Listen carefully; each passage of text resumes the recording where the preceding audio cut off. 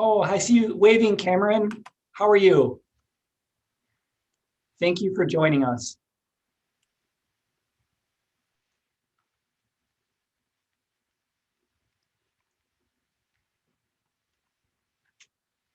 Okay, so at this point, I think that we've reached 6 o'clock, and I know some people will be joining us a little bit later as the meeting goes on. But we're going to dive right into Community Forum number 1. I want to welcome you to the meeting. I also want to say happy St. Patrick's Day to those who celebrate. And one of the benefits of having a Zoom meeting, I guess, is you can be celebrating while participating in the forum, which is pretty cool. So some logistics, I'd love you to use the chat feature for questioning. So if you have a question related to anything that's been on your mind throughout the bond process, if you have a question related to anything that is said, any of the slides, go ahead and put that right into the chat. And we will pause temporarily in the presentation, and we'll definitely leave time at the end to make sure that your question is answered. If we can't answer it tonight, we'll make sure it's answered in a very short time period, and we'll get back to you. So what I will do is share my screen so that you can all participate in the forum and see what I see. Okay, so at this point, if I can get a thumbs up from Mr. Patton that my screen is being shared, thank you very much. Let's move on to, one second. Thank you. So here's our agenda for the evening. The agenda is going to give a process overview, sort of talking about how we got to this point. It's going to talk about the proposed bond program and scope that we're excited about. We're going to go through some frequently asked questions. We're going to talk about the impact to taxpayers in the community, and we're going to take as many questions and discussions as you may have for us.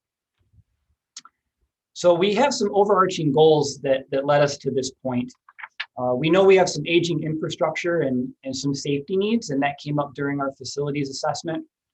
It's been a while since we've invested in our elementary education program. A lot of the previous bond issues have focused on different buildings and different facilities, so it's time to address those. We want to create facilities that match our long-term vision. Education has changed significantly in the past 25 years with modern furnishings, natural lighting. There's some updates that are essential for our kids in increasing student achievement and social emotional wellness. And we want to seek community input. That's been crucial throughout the process. We'll talk about the input that we've gotten thus far, and we'll talk about how that's going to look moving forward. So going back to the summer. So we knew we had facilities needs, but we wanted to have a thorough facilities assessment to actually quantify what those are. So we had a team come out from Chrisman Construction and Tower Pinkster Architecture, and they studied all of our buildings and grounds. We also met with many district stakeholders. We met with teachers. We met with administrators, all the cabinet team here at Allegan Public Schools. We had 3 community forums, and we had 3 community surveys in which we were trying to prioritize and finalize what our proposal would be. And we've reached a plan, and that plan, I'm proud to say, was built by the community. Previous bond projects, I think rightly so, were proposed with things in mind, like the Performing Arts Center and the pool. This one we built together. We took the input from the community survey, we developed scenarios, and we came to a conclusion based upon that feedback, which was wonderful.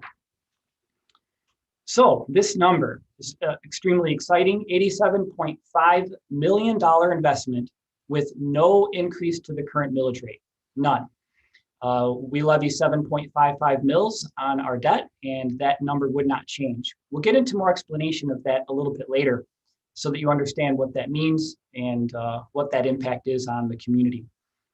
The reason that's possible really is a credit to someone who's in this digital room, which is Amy Chrisman, our financial person for the district, and previous administrators as well, putting us in a position where we can come to the community with this proposal and not have it increase taxes one bit. So let's go through the scope. I'm going to start with some of the smaller components and work up to some of the larger components. So our facilities needs at the Early Childhood Center, we have them. We have some air conditioning needs, some HVAC, some security enhancements, some parking lots, mechanical systems, roofing. We have some needs at the administration building, roofing, some flooring and some mechanical systems. Our transportation building needs some work. And we really need a new district communication system, and we need it for two reasons. One of them is because it's the law, and the other one is because it's a huge safety mitigation measure for us at Allegan Public Schools. A new communication system would be what they call E911 compatible, which would allow law enforcement to respond to anything at the school down to the building level and then down to the room level, which would be a safety enhancement for us. So that's one of the additional components that would be a part of this bond that would be safety related. At the high school, anyone that's been in the high school knows that the facility's been well maintained, but that the classrooms are dated.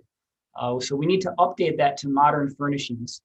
Teachers would explain it as traditional desks that are a bit clunky and difficult to move around in a cooperative setting. We need kids doing projects. We need kids to be able to go in a group of 4 and then back to a group of 1, back to a group of 2, seamlessly within the classroom, also while being able to utilize their technology and observe what the teacher's doing. And our current furnishing situation does not allow for that. So we need a classroom refresh, a common space refresh at the high school. We have needs in the auditorium. It is truly the crown jewel of our district. It is, I believe, the finest auditorium in the state, but we have sound and lighting issues that are 20 years old at this point, and they need updating. Our athletic track needs updating. Some surface upgrades are necessary at this time. The security cameras at the high school are dated and old and aren't as easy to navigate for safety. And we'll show you some exciting images today about what a secured entry might look like at Allegan High School, and we'll get to that in a minute.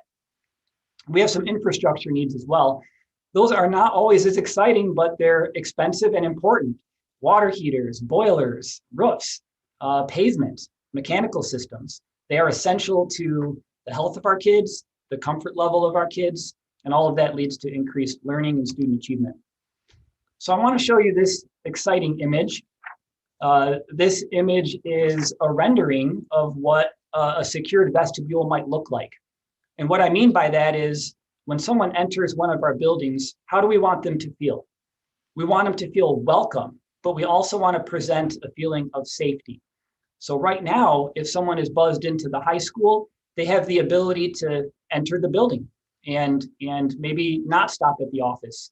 This secured vestibule would force visitors through the office in what I think is a very welcoming and attractive manner, be able to be greeted by our staff, identify their purpose and help their student or visit whatever it is that they need to do. So this is, I think, exciting to know that we can have a welcoming environment while staying safe at the same time. And I know when I first saw this image, I was pretty astounded at what a great look that would be as we enter Allegan High School. Similarly, at the middle school as well, could have a secured vestibule that would force people through the office instead of letting them in the building. So let's move to the middle school. Again, some dated classrooms and furnishings. Teachers don't have that flexible furnishing to be able to move in and out of groups. Those of you that have seen science classrooms at the middle school, I will say this is one of the more exciting things for me in this proposal is right now science at the middle school is taught in rooms that are just traditional classrooms. You would not enter that room and think it's a science room. It doesn't have demonstration space or lab space, doesn't have a lot of sinks, doesn't have the ability to do true science with glassware and storing of chemicals. The middle school just doesn't have the capacity to do that right now. So this bond proposal would add a science wing that would be compatible with modern day STEM ability, and it would be just wonderful. Again, updated secure entry, security cameras. And one I know you'll want to talk about, which is pickup and drop off at the middle school is going to be greatly improved. And I'll show you an image of what that might look like. New tennis courts. We have a long standing tradition in tennis of success. And to be honest, it's a community resource. We have many community members that utilize our tennis courts and stay fit. It's a health resource for our community. And they need to be replaced. They have served their time well, but they are due.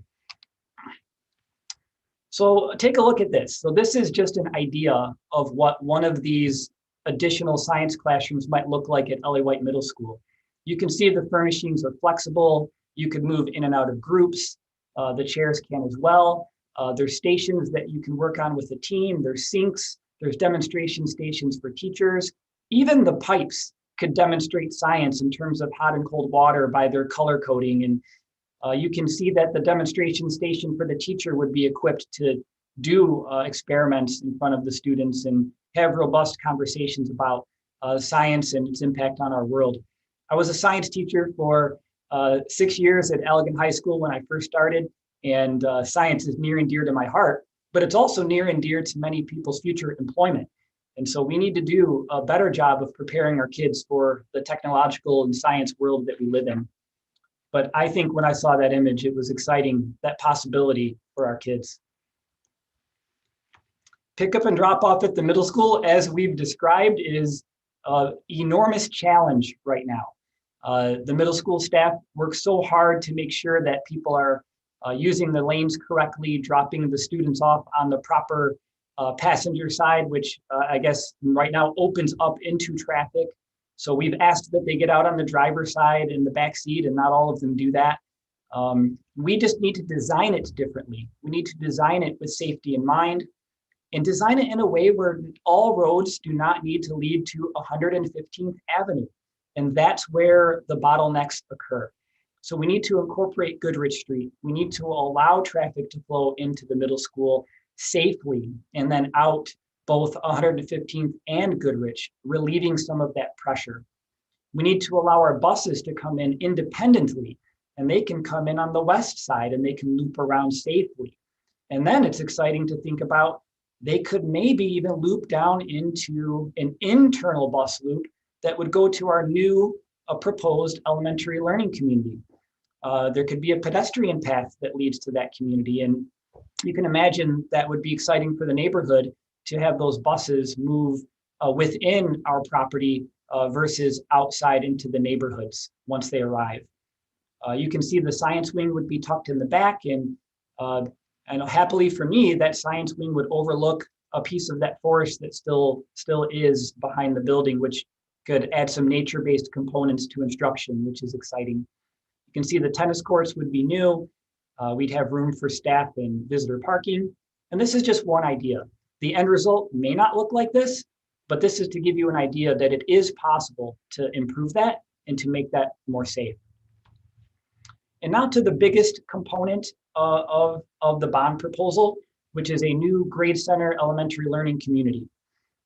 This would serve K-5 students. It would have new technology, flexible furnishings. It would be secure and safe. It would be modern. It would be designed for the future. It would have operational savings that I will get into in a minute. Very convenient logistics for drop off and pickup, which I know right now are a big challenge, and decreased transportation costs, and then future potential for our existing sites. And I'll talk about that a little bit later as well. So this is a rendering of just a sketch of what it might look like. You can see that it's really two buildings that are linked for operational reasons. And what I mean by that is linked by common HVAC systems, linked by a common kitchen. And there's a reason for that. We want to utilize taxpayer dollars the best that we can, the most efficiently that we can. And taking two buildings and linking them with these efficiencies while allowing it to feel like its own independent upper and lower L is an exciting opportunity for us. You can see the bus loop would be separate from parent drop-off. You can see the playgrounds would be separate. And we'll get into this a little more detail as we move on here this evening. What might one of those wings look like? 7 classrooms per grade level, allowing for all of the students to be served. Something that would be exciting is something called a grade level learning commons. I'll show you a rendering of that as well. It's a very exciting opportunity. Potentially some outdoor classrooms, which are very popular right now to get kids in nature and maybe away from the screens from time to time. And you can see that they would have an area where they could have their locker and materials, all within the wing, all surrounded by kids within their own grade level. And that would be a very exciting opportunity. So think about this learning commons idea and think about each wing having one of these. So let's say some kids need enrichment. Let's say that they are advancing in their work and somebody wants to take them into these learning commons and do an enrichment lesson or a remediation or intervention lesson. Let's say that there's some small group rooms in the back linked to this where kids could get individual or small group help and assistance. This would be a very welcoming natural light. This would be a piece of each wing that I think would be utilized extensively throughout every day. And we simply have nothing like this in our current schools. So let's talk about this property for a minute. People have asked, where would this go? There's a property behind the middle school, 90 acres of property, and it's adjacent to us. And what I mean by that is adjacent to the middle school property that we already own. And as a school district, anytime that it's possible to acquire property adjacent to you for the future, it is a very good idea to look at doing that. But in this situation, we've entered into an agreement with the property owner that this property would be purchased with the bond only if it passes. So we're obviously hoping that there's support and that property would then be purchased and we would have a site that would be connected to the middle school with this internal bus loop, a pathway for kids to be able to move and really use a campus approach to our education at Allegan Public Schools, which would be exciting. So we started thinking about, where on that site the school might go. And this is just an idea of how that might look with the separate pickup and drop off and separate playgrounds. This property has actually 4 ways out of it. This property can be exited at Sherman, at Sunset, out to 34th, and also not shown here, out to the Goodrich Academy area on the way toward the middle school. So you think about the volume of vehicles that may be going to this site. I would equate it to the amount of vehicles that currently go to Allegan High School or did when we had more students. Approaching that number of 852 students were at the high school at one point. And they have only this many ways out of that property, and pickup and drop off and traffic go very well at that facility. And so I'm very confident that the pickup and drop off situation would be greatly improved from where it is today at some of our landlocked sites that we currently operate. I want to dig in a little bit to this idea of consolidation. I think it's a very important thing to discuss today. So when I say why consolidate, why do a grade center model where all the teachers in first grade are together, in second grade are together? What does that do? And what does it do to consolidate our services? So point 1 is student services. And what I mean by that are things like social work. Social workers right now have to travel between buildings. They would not have to do that in this model. Our speech therapists have to travel. They would not have to do this in this model. Our specialist teachers, art, music, PE, computers, technology, they have to travel. Do we want them traveling or do we want them servicing our kids? And so I think it's important to think about the benefits to our students by consolidating into an upper and lower elementary situation. It would be a huge benefit, in my opinion, to our kids and our staff. Think about class size. We'll get into that a little bit in a little bit, I think 1 or 2 slides down. Class sizes could be perfectly balanced, perfectly averaged. And I'll give a little more detail about that because I think that's a really important piece to why this is a good idea for our students. Parent and family and community engagement. We have very powerful PTOs that work extremely hard to provide services for our kids and resources for our teachers. Imagine if they joined forces. Imagine how powerful that could be to our kids if all of these individuals servicing their individual schools could come together for the benefit of all of our little tigers. It would be exciting, and it would be a family engagement the likes of which we don't have right now. Think about Kids Hope mentoring program. Imagine them now being able to come to one location and provide all of that mentorship for our kids. Again, just an exciting opportunity. Operational efficiencies. We're talking things like utilities, mowing, snow plowing. A tremendous amount of operational dollars go in that direction right now.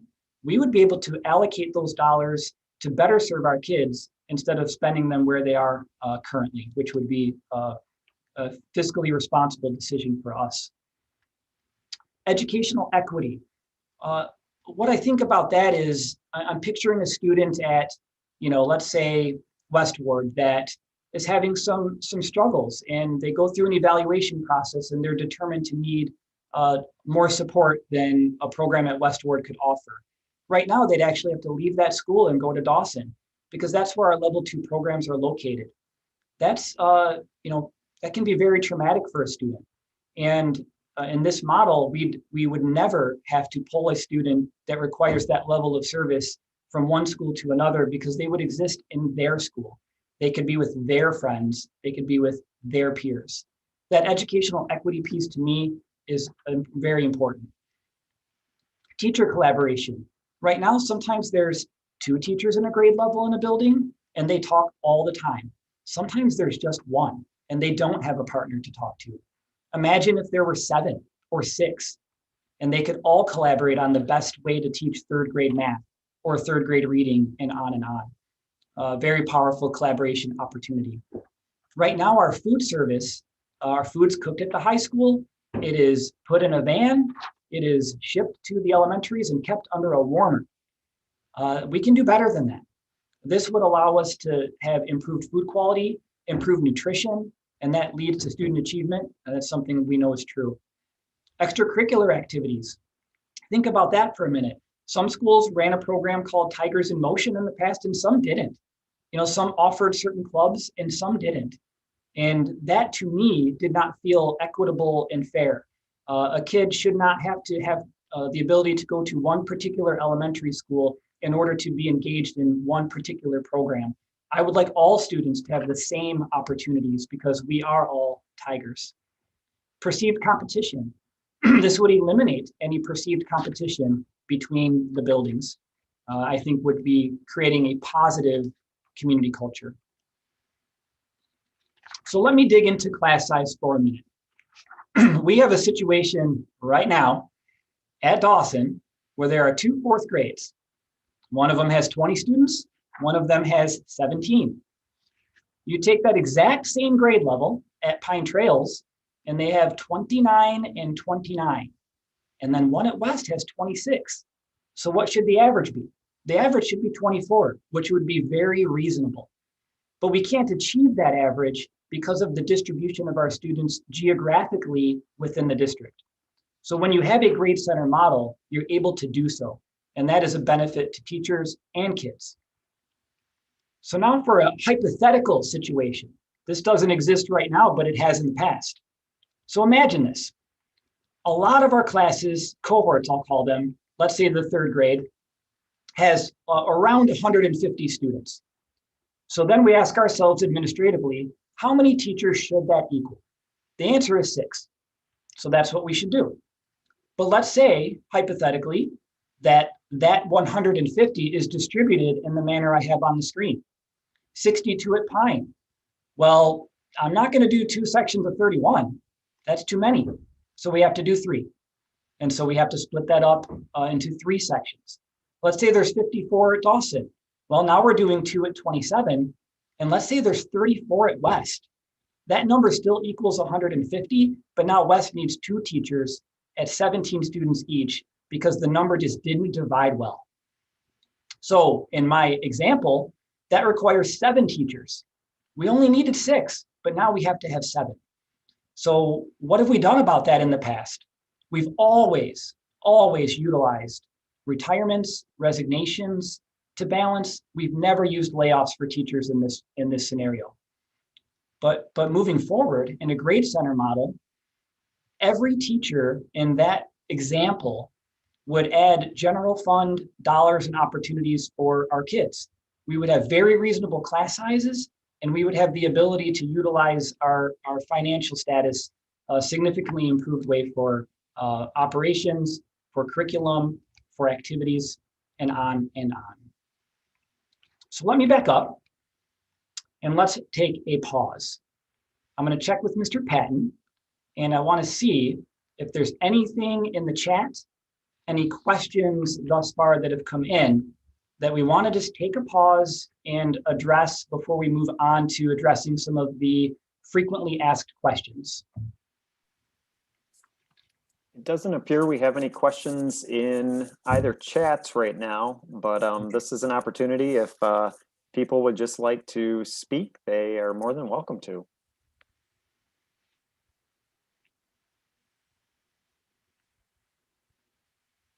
That's okay. We can proceed, and I welcome the purpose of this is twofold. We want to get accurate, truthful information out into the community, but we also want to hear what's on people's minds, what questions they may have, because we really want to dispel any myths that might be out there, and tonight might be a good opportunity to do that. So we can move on, and maybe some concerns will come up. Mr. Antoine, it looks like Holly might have a question. Sure. Holly, go ahead.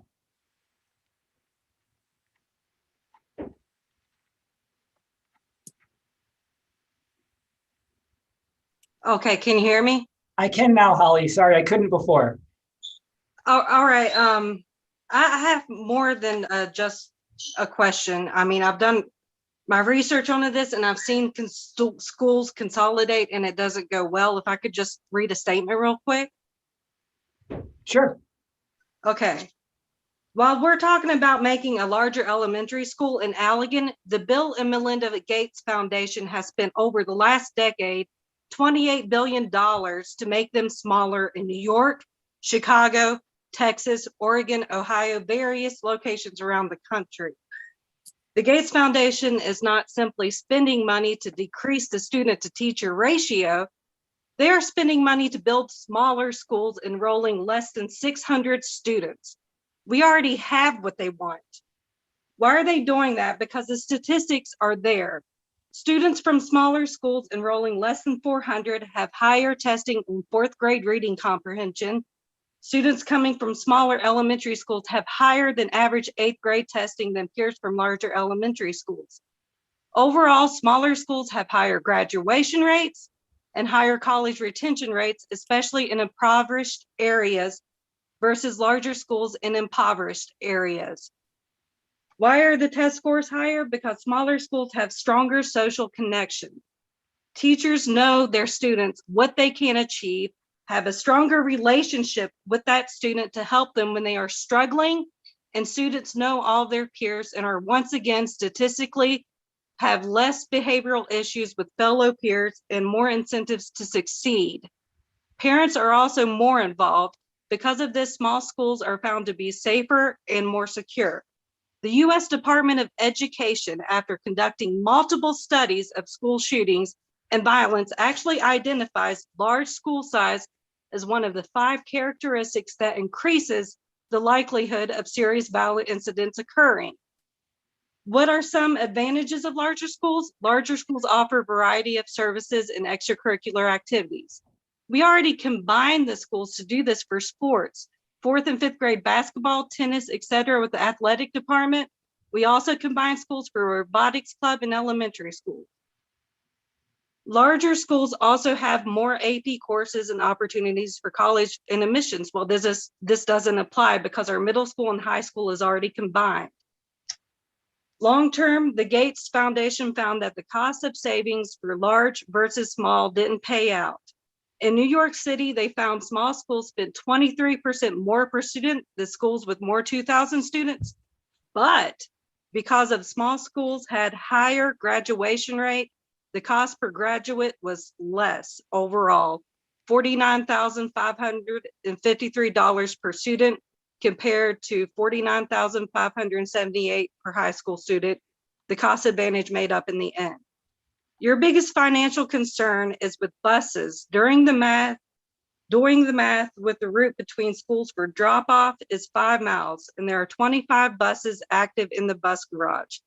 A bus gets 5 miles to the gallon. You want to save $75 a day with diesel. Around $3, amounts to $13,500 a year. Bus routes change all of the time. Have some kids moving around in town and new residents come in. It is very easy for each of those buses to extend their route by 5 miles or more. All of that savings is now dust to the wind. Where can you save money? The University of Texas found they saved $100,000 a year just by going to paperless forms and paperless financial payment systems for staff and students. Throw some solar panels, run all the school lights on them. The tech kids would love it. As far as, I've lived this. In West Virginia, they don't just consolidate neighborhoods into one town school. They consolidate towns into one county school to save money. You're talking about getting on the bus at 5 a.m. to meet school at 7:30 a.m. in the morning. I quickly watched growing up one of the top schools in the state go to the worst within a matter of 3 to 4 years when that happened. And I have no problems with the middle school and high school infrastructure and changes. That is great. But the consolidating the elementary school, I do not think that this is a good idea at all. And I don't see the cost savings out of doing it. And that's all. Thank you, Holly. I do appreciate you being here and positively, productively expressing yourself. This is the venue for that. And not everybody always expresses themselves the right way, and this is the right way. So the first thing I want to say is thank you, because of not everybody has taken this approach. You're welcome. My goal is to do it with numbers and research. So I appreciate that. Yep. And I do want to address a couple of the things that you had mentioned, and one of them was safety. So I had to ask myself this question. And the question is, would we be more safe or less safe in the model that is being proposed? And I know that we would be more safe because of design elements that would be incorporated into the new building, because of treatments that would be on windows for sight lines, because of secure vestibules, because of security cameras, because of maybe not related to the bond, but our strong relationship with law enforcement, who would be right down the road. They respond very well to us whenever we need them. So from a safety standpoint, this is the more safe approach, is to do what we're proposing. And I respect what you said, but we considered and are considering safety as one of the primary reasons to do this. So that I just wanted to kind of give a different perspective on that for a moment.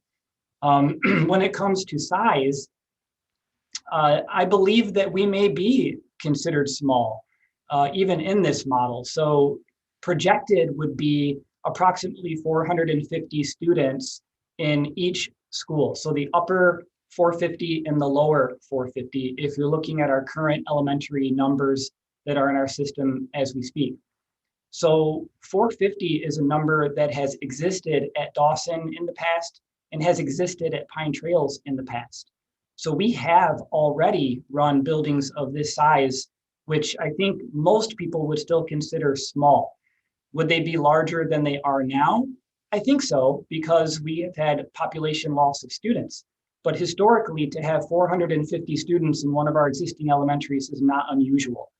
So I respect what you said about sometimes you can get too big. And I just don't think this is what's happening in our scenario. But I appreciate you sharing that perspective. Some of the things you mentioned about combined programs is actually what excites me the most.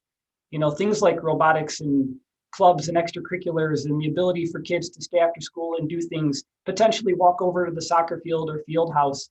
Some of the programming elements that we can provide to our kids is part of the excitement. I know you mentioned that, and I just wanted to address that as well. We do try to be as paperless as we can, so I want to touch on that for a minute. We do a pretty good job with that, although we did have to make quite a bit of learning packets during remote learning time, and that was a little bit different than we were hoping for. Solar panels, I think, are a super exciting idea, and I would be excited to explore that as how we could use renewable resources in this new facility if it were to pass. So I'd be excited about the solar panel idea, as you stated. I think that would be wonderful. And, we're not a county school. So even with this move, we wouldn't be doing what is in other states. And I'm aware of what you're speaking about, where they really do that, where they bus kids at 5 a.m. and all the kids in the county go to the same place. And that's not happening here. We're still Allegan, we're still Tigers, and we're not going to be incorporating the county. So again, I appreciate it. It's just a different perspective, and we need that actually. We need to hear all perspectives in order to make the best plan that the voters can then decide upon, what they would like to do. You also kind of walked me into my next slide, which is the whole question of like, why not renovate? Why not do that? And so I think you segue quite nicely into what we'd like to talk about next. And so we did put some extensive time into a renovation scenario. And, we came up with quite a few, complications, I guess, of that. And I'll get into that a little bit more as we move forward here. We talked about having, Pine Trails be the lower L and Westward be the upper L. And, we're left with things that would be somewhat improved, but the sites did not allow for us to reach the level of pickup and drop off and the additions to that building, and the renovations that would be required from a construction standpoint would require us to have what we call swing space. And what swing space means is, where are the kids going to go to school while the renovations are occurring? It also would create a situation where if you were a parent and you had a lower L and an upper L student, you'd have to, head over to Pine and pick up your first grader, and then hustle over to, Westward and pick up your fourth grader, and then maybe go to the middle school as well. So having the buildings on one location is a significant convenience for parents when it comes to pick up and drop off with multiple children and multiple grade levels. And if you can see on the right, there was a cost factor. And so you think about the cost of renovating, where you'd be left with still a base structure that, if you're thinking about Westward, is 68 years old. We were wondering, should we spend 84 to 85 million on a bond proposal to do a renovation with the issues I just outlined, when we could have a new modern facility?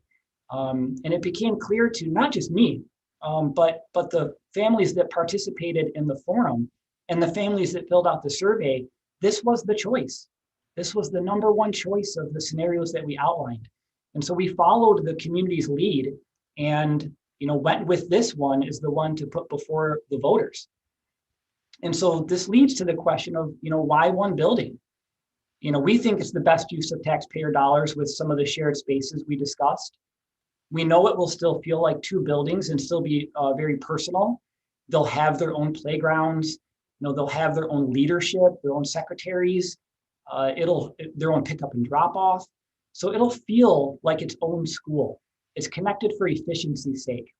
We would have two gym spaces that could then be opened up into one large space, which is another resource potentially for the communities. We have our gym space utilized by community members all the time. We would be able to have presentations in that space, which would be wonderful. We have a situation now with our fifth graders that sometimes go down and help the kindergartners. We didn't want to lose that. Right now, that could still happen. Our fifth graders could still help our young students and mentor them and be a good role model for them about how to navigate school. That's something that we would keep. So we would still have that community feel, and families wouldn't have to go all over the district to pick up and drop off their children. And this was the clear choice of the community when we did our forums. So then the question became, what would happen to the existing buildings? Well, we've already demonstrated, I think, a successful goal of what do we do when we had our reconfiguration. What would we do with the building? And what we did is we created an amazing community resource that never existed before. It's serving right now approximately 120 students just in the Little Tigers Daycare Learning Center portion. Those kids are in a learning curriculum-based daycare. And I ask myself, where would they be? Maybe they probably be with family, which would be wonderful, but a curriculum-based learning center, preparing them for preschool, giving them preschool, and then preparing them for K-12 education is going to have long-term impacts. That didn't exist in our community before. We had a tremendous daycare shortage, and now we've helped as a partner with the community bridge that gap. And so we've already successfully converted one of our buildings into an amazing resource. There is money in the bond budget to return our buildings to green space. That would be attractive to developers. We have a mid-level housing crisis in Allegan as well. Not enough places for people to live. And if a developer would have interest in that, we would be interested in talking to them as well. We will not leave blighted buildings. It's never been in the plan. It's not in the plan. But we will entertain community conversations about what they could become. Some people have mentioned senior living. Some people have mentioned some other pretty exciting ideas that would be beneficial for the whole community. And if we're able to do this and utilize our current sites and sell them to a use that would be beneficial to the community, would be beyond exciting. And I think it would benefit people, even those that may not have kids in school, which would be, I think, a wonderful thing. So I'm going to temporarily turn this over to Amy Chrisman. She's our Director of Finance and Operations. She's going to talk a little bit about the tax impact of the bond proposal. We're currently at, where we're going over the next 20 years with both existing, and if we were successful with passing the extension of the existing 7.55 mils. So the yellow line, the reason that yellow line begins to go down is because the amount of principal and interest payments on our existing debt is starting to go down. By law, we cannot levy any more funds than needed to meet existing bonded debt payments. So that's why that you see that millage begin to drop. If we were successful in passing this extension renewal, with the 7.55 mils, you see that it would generate that 87.55 million. Across the bottom, you'll see the number of years. It would extend the debt of the district about 7 years from where we currently are.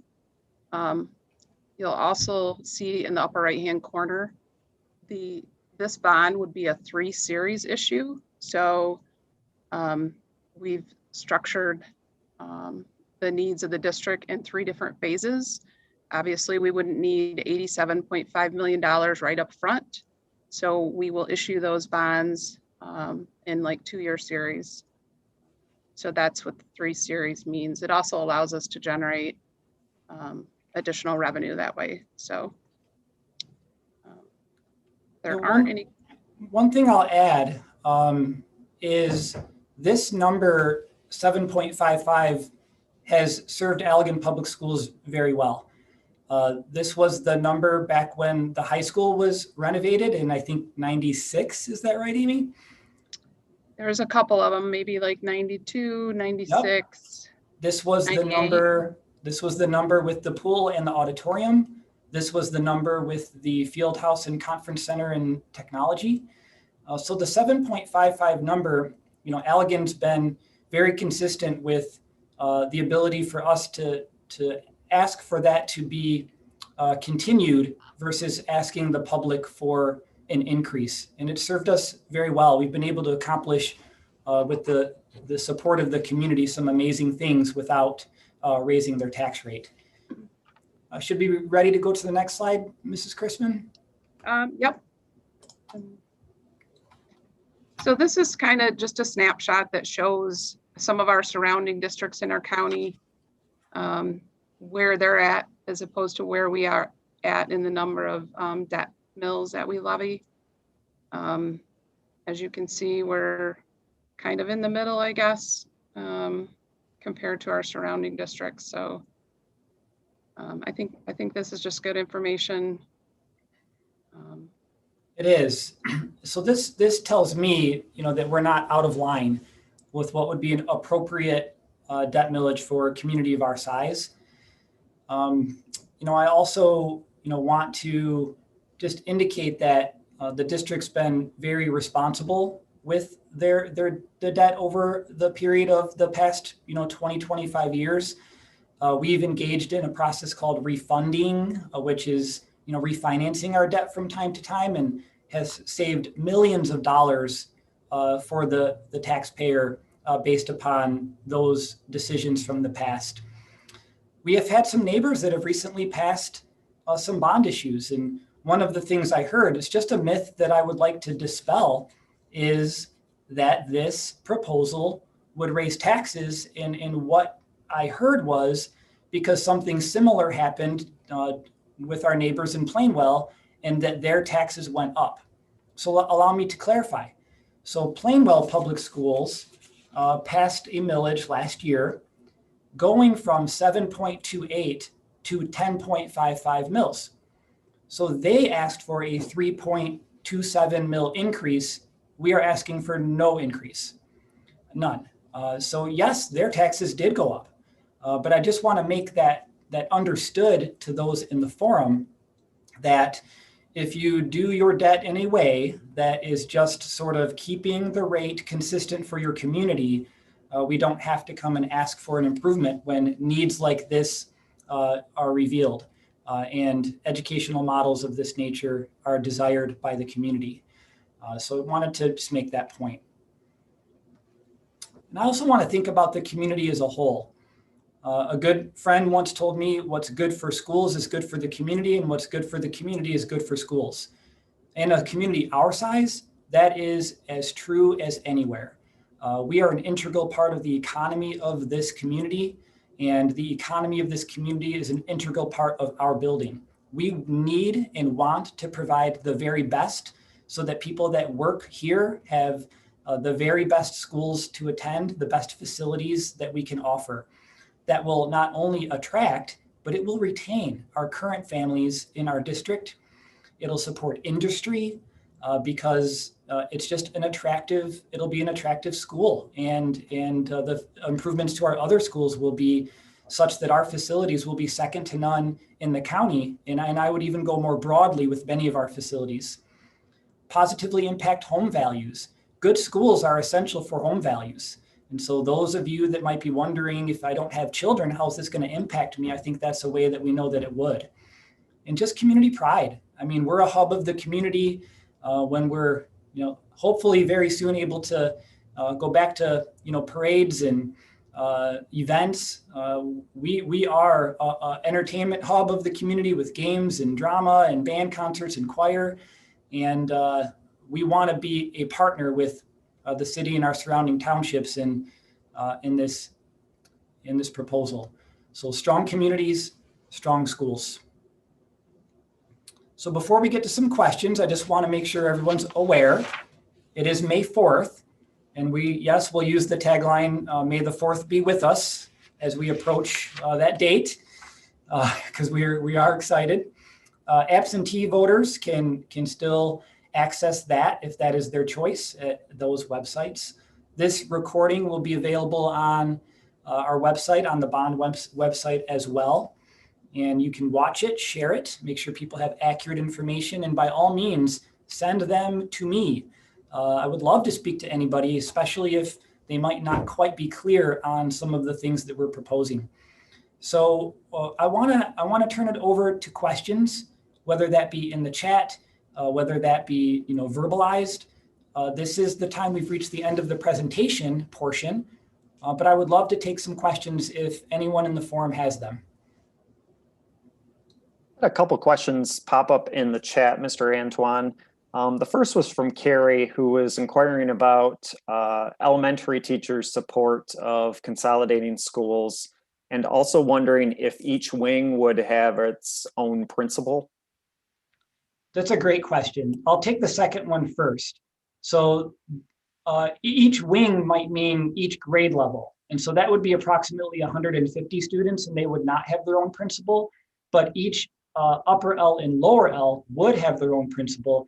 And actually, we'll need all of our current principals. They might have a little bit of a different roles and job sharing within that, but they will have, each side of the building would have its own leadership. And we would maintain that at that ratio that we have right now, because we know we have the amount of kids that need that support.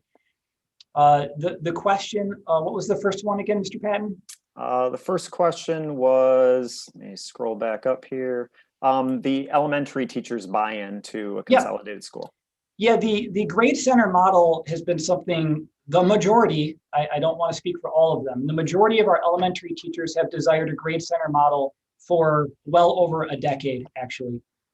They sometimes feel disconnected to their peers that teach the same grade level, and they don't get to see them very often until we get them together for a random professional development day, which might be a few times a year.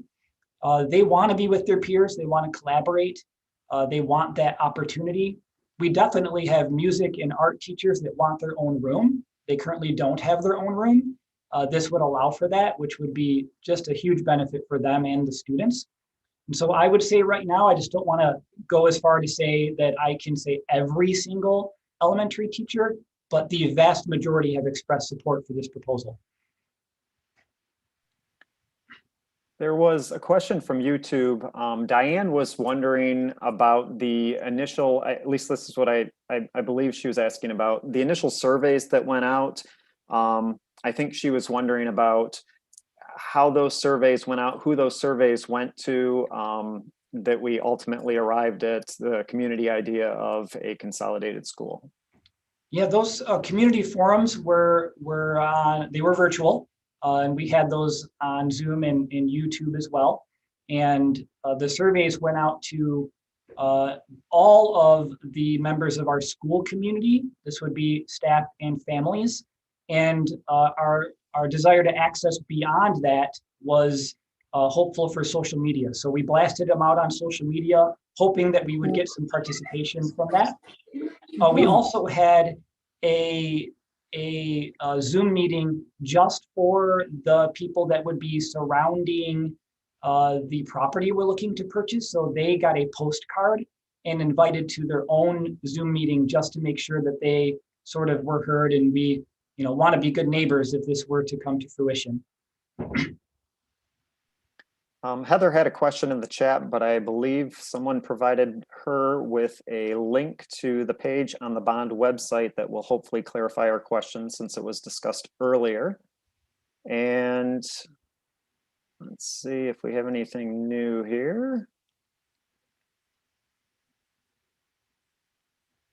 And it looks like Betsy also had a question about whether we are looking at renovating the current elementary schools, and maybe if you could clarify again why that isn't on the table as far as just renovating the existing elementaries. Sure. Yep, we did go over that, but it's worth going over again. The financial difference was very, very small between very heavy renovations to our buildings and building a new facility. Heavy renovations would have some drawbacks. One being the building would still be old. It would have some new parts, but it would still have some old infrastructure. The other would be that the site, our building sites would still be locked in terms of pickup and drop off, which would be quite the challenge. If we converted them into grade centers, which would be the desire, family, if they had multiple students in multiple grade levels, would have to travel quite a bit more, maybe to pick up a student at Pine and then pick up a student at West and then maybe the middle school or high school. And so having them renovated and then having a grade center model with the buildings being in separate locations across town would be quite inconvenient for our families. And we obviously are trying to make things easier for our families and more efficient for them. So those are some of the reasons we discussed. One of the primary ones being that financially, there wasn't much difference. And I guess one more thing we talked briefly was something called swing space, which means that if we're going to heavily renovate Pine Trails, where are those kids going to go to school while that happens? And we don't have swing space right now available to help meet that need. So those are some of the reasons of the why not renovate conversation that we had earlier. It looks like that's it for questions in the chat, but this is a fantastic opportunity. If you have any other questions, to go ahead and share them now, please.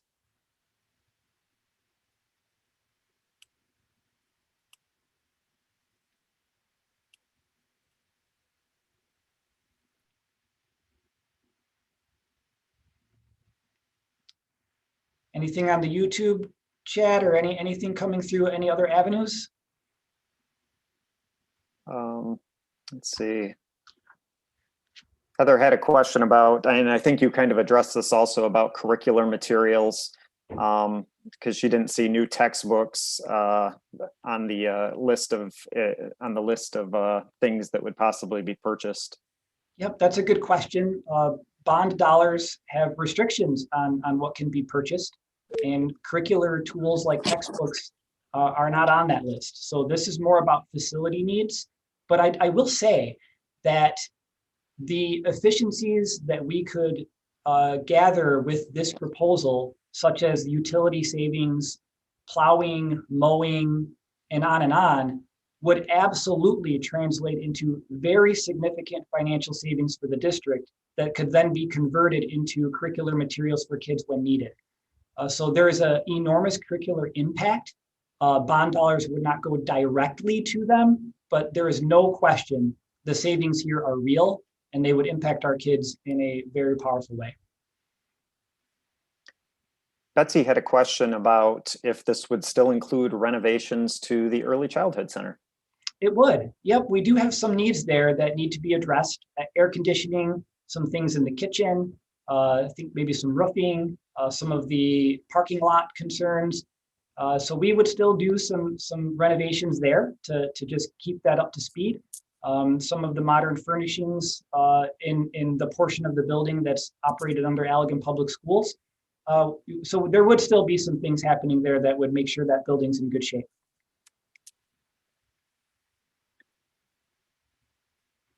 And another member in the chat looks like just asked a question that was addressed earlier about what will happen with the current elementary buildings, what we're looking at.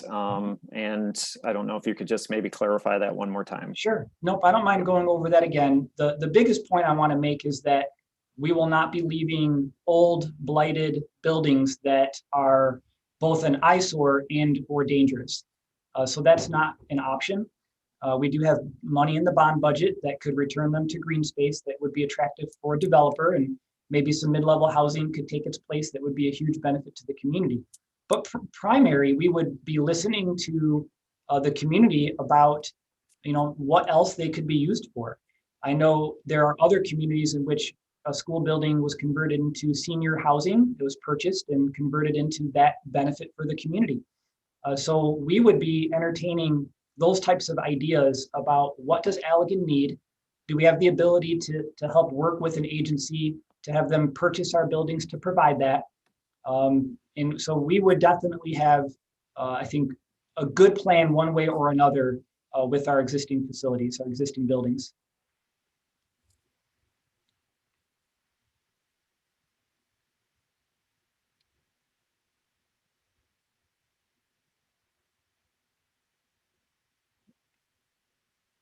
Mr. Hodge had a question about student count the last 5 years and the projected student count for the next 5.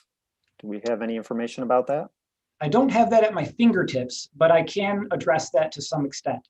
So before you make a bond proposal, you must go through an organization that statistically gathers your projected enrollment data. I think it might even be longer than 5 years. And so what that does is it outlines essentially, what you should build, how large of a facility you need to build within your reasonable projection of your student population. So we've done that work, and we know that then the process to apply for the ability to do this bond included that report. And so our enrollment is projected to continue to drop a little. And I know Mrs. Crispin right now, it looks like she might be digging that out. It's called Middle Cities. It's an organization that does this work.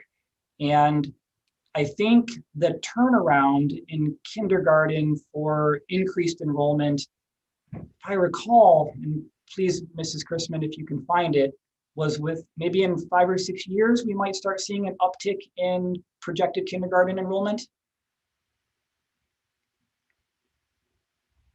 And you are muted if you found it. I don't know if you found it Yep, yet. I did find it. There's, so Middle Cities is an outside company that we have to, we can't just do this projection ourselves. They're very experienced at this. So they provide a document that has different methods.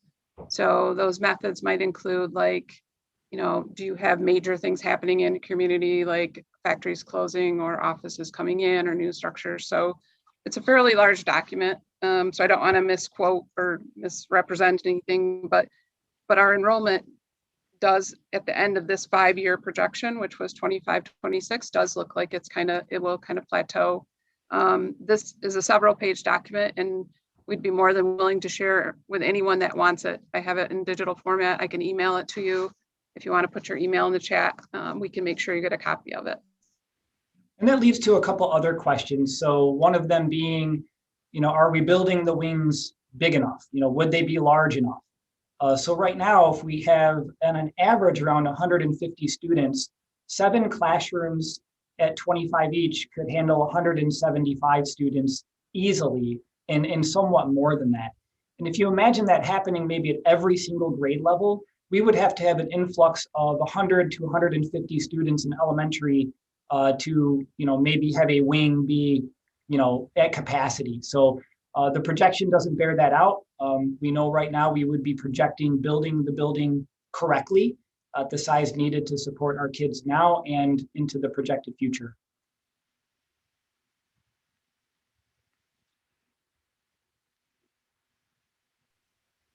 It looks like that's it for questions. So I don't know, Mr. Antoine, if you would like to Yeah, that's introduce okay. our special surprise. Yeah, we have a video that is gonna, you know, it's exciting and it kind of tells the story of why we've come to you and what we're asking for. And that video is going to be entered into the chat, if I'm not mistaken, Mr. Patton. And as we sort of sign off, you can click on that and give it a watch. I think it'll help tell the story of why we would come to you with this proposal. And I guess the way I'd like to think about that also is, now that I've explained, you know, what our ideas are and what the proposal is, and our ability to meet the needs of our kids without raising your tax bill, some might say it would have been irresponsible to not come to you with this proposal. It is something that's exciting and would impact kids for the next, you know, 50 plus years in our community. And to say that we all did this together would be just about the most amazing thing we could do for our students and our community. So as that gets entered into the chat, are we going to sign off at that point, Mr. Patton? Or we're not watching that live? Nope, just going to post it up there. I think it will be a better experience if people just watch it on their own browsers. Absolutely. So doesn't seem like there's any more questions, but again, please direct people to me. I would love to speak with anybody in the community. I would welcome an invite to speak in any group in the community, in person or virtually. I want to make myself available to anyone that might want to know more. So thank you all so much for taking time on a very nice St. Patrick's Day evening. And I'm going to sign off now so you all can go enjoy your families. Thank you so much. Have a wonderful night.